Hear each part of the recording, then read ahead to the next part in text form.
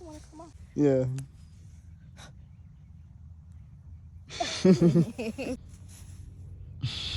I love the sun. It's beautiful. Just like me, you know, I love it. So I love it. Thank you, sun. Thank you, God. Thank you, sun. I think the sun, I think God is the sun. You think? You don't think you're the sun no more? No, I think I'm part of God. Right. But I think God is really the source, the sun. So what about the moon then? What about me? I don't know. I think that's intuition, just knowing, the inner knowing, you know?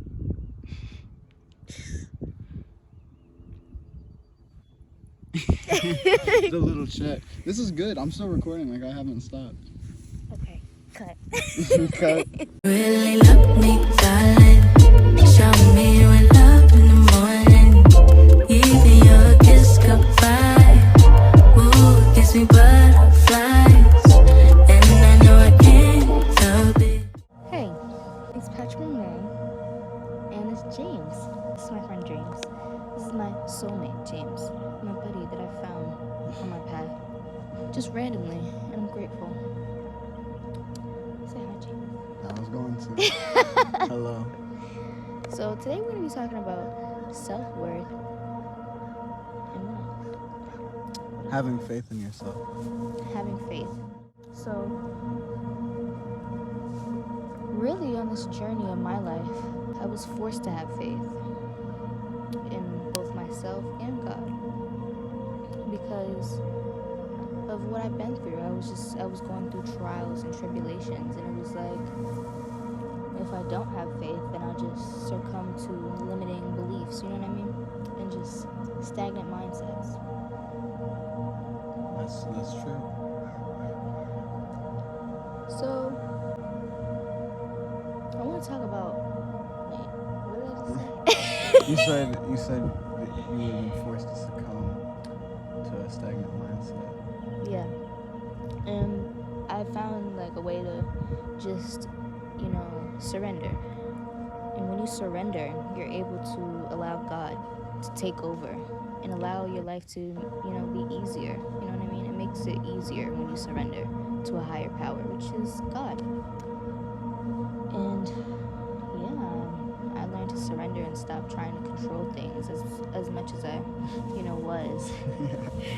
And because I used to be a person that like control. Me and James share this same, you know, mindset where we wanted to just control outcomes and just, you know, this has to go this way, this is going to go this way, regardless of this outcome. And, you know, we had to realize that you can't do that. You know, you have to just surrender to what is for you and what is meant to be. Yeah. Right. You have to turn from logic to faith. Right. Because being logical all the time is just going to stagger you, you know? You have to just have confidence in yourself. And if not yourself, then God, you know? Because God is always going to be there for you. So you know God is going to do that for you. And you know God is within you. So you have confidence in God and in Him. He's going to make it happen. For real. There's been times where I was like in near-death situations, you know? And it was like, that's when I really like thought about God, and I was like, okay, God is, you know, really, you know, there for me. He's gotta be really there for me here. Right. So your self-worth, having faith in yourself. Yes, and self-worth, boom. Self-worth really stems from knowing thyself, knowing yourself. You have to know yourself, and you have to know your self-worth, your self-value, you know what I mean? At first, I didn't know my self-worth, and I was letting guys step all over me, and I was letting my own family, you know, take advantage of me in spots where, you know, I couldn't really control because I didn't have that self-confidence and self-value. Right. That's not a good thing to do. I don't know. I can't really relate to that part, but I understand where you're. All right, I understand what you're saying, You hear me? and I get what you're talking about. For me, self-worth, I always kind of, I just kind of thought I was chilling, you know, like I wasn't necessarily happy, but I wasn't necessarily sad. I think what you need to do is hang out with yourself and just be by yourself for a good bit, and then that's how you find yourself, and from there you'll find your self-worth. That's right. Self-isolation. And for me, isolation was brought onto me because I didn't have nobody. Like, I was actually ostracized. So it was like there was like a force of me having to be by myself, and I was like, oh, okay. And in that time, 2 years, when I came here in Tennessee from Boston, I found myself. I found myself, and I sat with myself through depression and, just figuring out myself, figuring out little things about, what makes me feel good, what doesn't, and that's a part of self-worth, knowing, yourself, knowing what feels good, what doesn't, who makes me feel good, who doesn't, who should I hang around, who should I stay around, who should I not, and staying by yourself and isolating eventually will help you to figure out those things and those patterns in your mind that you keep repeating that you could just put a stop to easily. Yeah. So you said about 2 years for you. You just kind of hung out by yourself. Yes, and God. And I didn't even believe in God, guys, before. I was not believing in God. I was like, there's no God. And I was just oblivious, you know what I mean? Because I wasn't tapping into myself. Because I wasn't, meditating and not wanting to, or not, wanting to listen to my inner knowing, my intuition. You have to listen to your intuition. Because that's what's going to guide you. Yeah, I agree. I think, and it doesn't take like 2 years to get, like, you're gonna feel noticeably better, I would say, within like a day of, Yeah, it doesn't take 2 doing years, it. Yeah. but for me it did, because that was just my journey, Right. For me it took 2 years because I was just being negligent, you know what I mean? Right. Okay. Now I'm seeing what you're saying. No. I'm getting it now. So you're saying before you were enlightened, it was like the 2 years. Yeah. And it was just like me being, trapped in old patterns, you know what I mean? And I unraveled those patterns by, being in isolation. And it doesn't take 2 years. It could take however long you allow it to, Yeah. I say you have a day where you feel like you've understood everything, and then you reject your old ways all in one. At least for me, this is how it happened. You reject everything in one day, and then from that day, you just kind of chill, and then you keep going. And like Patra, I didn't believe in God. I've believed in God for about a month, but I was chilling way before that. So that's what I'm saying is that it doesn't take a long time to feel better. It just might take a long time to get to a breakthrough. It's like I was chilling like a day after I rejected everything. Like I was just fine. Yeah, and that's how you know everybody's journey is different. You can't just say, expect everything to just work out just how, somebody else's, because everybody's on their different path, really.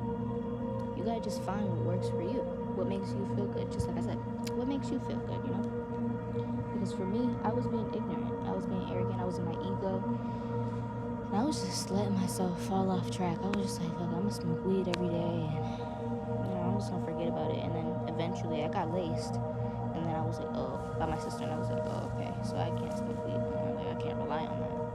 That's not a stable point. And also, when you're smoking weed unintentionally, we talked about this, me and James, when you smoke weed without intention, it really messes with your mind, because that's a tool from Mother Earth to help you tap into your intuition and know more.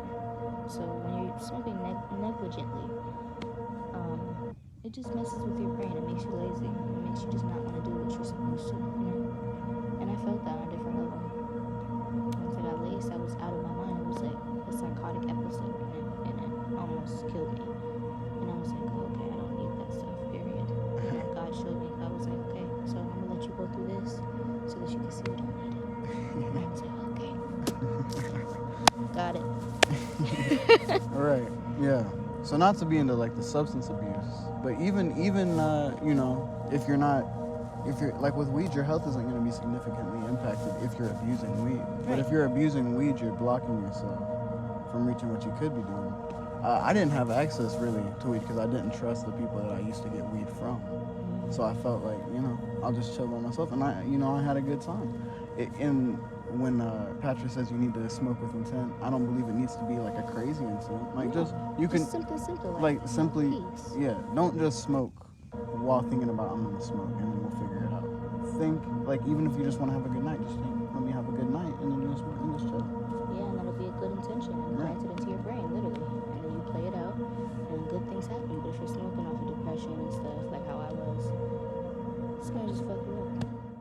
You thought I was gonna end it like yeah, like back to self-worth. Self-worth, you have to just be confident in knowing what you deserve. Like, say if you believe you deserve, genuine love. You gotta be confident in that. You gotta be confident. You gotta be like this. Say this. I'm confident in the love that I deserve, which is, for say respect or nurturing. Just affirm that to yourself. That's another thing. Affirmations are significant for you in your mind. They rewire your brain from thinking negative things, like say negative talk that rewires in your brain, that plays over, which is like intrusive thoughts. I used to go through that, and then I rewired my brain with affirmations, which is just speaking good to yourself and affirming the confidence within yourself. The intrusive thoughts.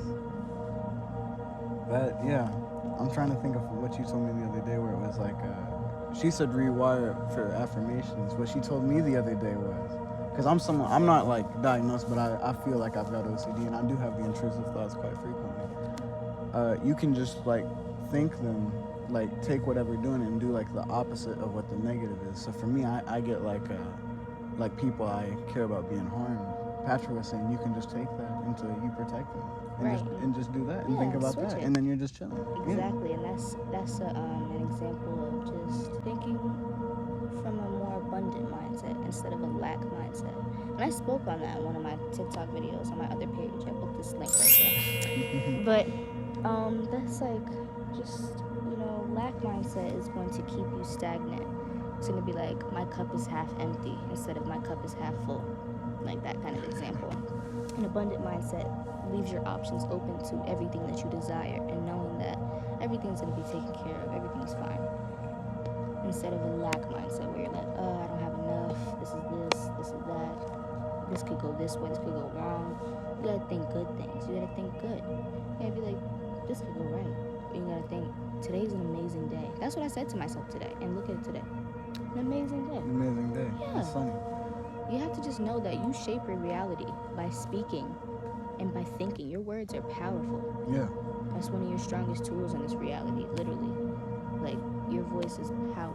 So when you say bad things, man, that shit's gonna pop up in reality. For real, I know that, like, by experiencing. You definitely can. If you just think positive. And stuff's still not always gonna go your way. But there's a better way to think about it. Yeah, there's a better way to think about it. Better way to think about it. And when you surrender to God, He's gonna make it happen. God gets you. Even if you're not doing God right, God's gonna do you right. Like as long as you're trying. Yeah. Then you're gonna be fine. As long as you're trying, that's significant, James. Yeah. Yeah. I mean, like if you're trying to get closer to God, God's gonna try to get closer to you, and He's gonna show you good things. Closer to God is getting closer to yourself. Yeah. Literally, you are God. You know that? You guys are God. We're God. God's within everything. All around. Right. Literally. Everything good is from God. Literally, yeah. And the deception is just the devil, you know what I'm saying? It gets in your mind and just tells you to do this, or think bad like this, or come do this, and it's just the seductive bad things. Don't fall for it. The intrusive thoughts, what was it, the metaphor is the word for like using that, or the example of the intrusive thoughts, that is free will. When they're negative, that is the devil, but you have the free will to turn them into something godly, which is the protection. Yeah, perfectly. Yeah. How you think, and then that's different from self-worth. That's just kind of like simple remedy. Right, simple remedy for your mind. But it'll bring you a little peace. Yeah, it'll bring peace to you. Peace is significant. You better keep your peace. Yeah, because I was around a lot of people. I'm still around, family members who want to drain me of my peace and who don't want me to be in peace. They'll come in screaming, shouting, even trying to like pick at me, and I'd be like this. Like, no, I'm balanced. You know what I'm saying? Once you realize that you're balanced and you can balance yourself through your thoughts, and you'll be just fine. Knowing that you're protected always, and knowing that you deserve peace, you deserve love, you deserve kindness, you deserve respect, you deserve luxury, you deserve unconditional love, which is what God wants expects of us to love each other unconditionally. We deserve that, you know? But yeah, thank you guys for listening. That was a good talk. That was good. That was very good. I enjoyed that, Patrick. I enjoyed that too. Hope you guys enjoyed that as well. And I love you guys, and I'll see you later.